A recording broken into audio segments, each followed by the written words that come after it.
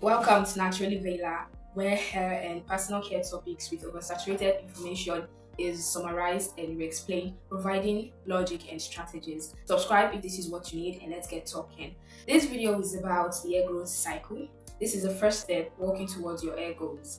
Having no knowledge about it is like baking a cake without understanding the role of key ingredients or the baking process. Not knowing the stages of hair growth can cause you to take actions that hinder hair growth rather than help it. Both require knowledge and patience to achieve the desired outcome. Allow me to let you know that despite the obvious difference in our hair ranging from type 1 to type 4, our hair takes the same process to grow. So yes, the basic science of hair growth is generally the same for everyone, regardless of race or ethnicity.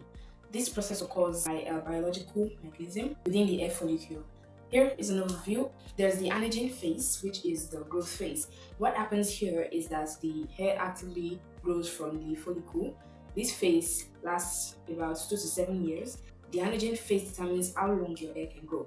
And you know, our hair typically grows at a rate of 0.5 inches per month. So there is a minimum of 12 inches and a maximum of 42 inches one can have in the growth phase. Why then do some people's hair grow longer faster than some others? I'll answer that right after I analyze these phases. The Catagen phase is the transition phase. It lasts about 2 to 3 weeks. Here, hair growth slows down, the hair follicle shrinks. The hair detaches from the blood supply and it prepares to shed.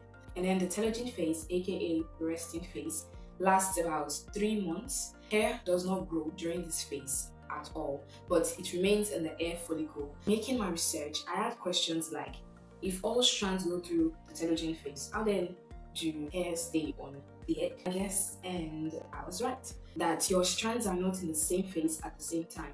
With about 150,000 follicles, imagine how many strands of your hair grow. Shedding around 50 to 100 strands a day will go unnoticed. Onto the exogen phase, it's called the shedding phase in simpler terms. What happens here is that the old hair sheds from the scalp and the new hair continues to grow. So the cycle repeats itself from top to bottom all over again. So back to the question, what makes the difference in each person's hair growth? Well, it is the duration of the Anagen phase. It's known that the Asians grow long hair pretty much easier than anyone else. And it is because they generally have an Anagen phase duration of 5 to 7 years. And then Caucasians to 6 years, and Africans, which have the shortest hair, is from 2 to 4 years. That is the basic growth pattern. I do hope you get a good grasp of it. Understanding these phases and factors can help in optimizing hair growth routines to promote healthy growth. Bring up questions in the comments if you need clarification and or check in on curly chemistry here on YouTube. I'm looking forward to seeing you in my next videos.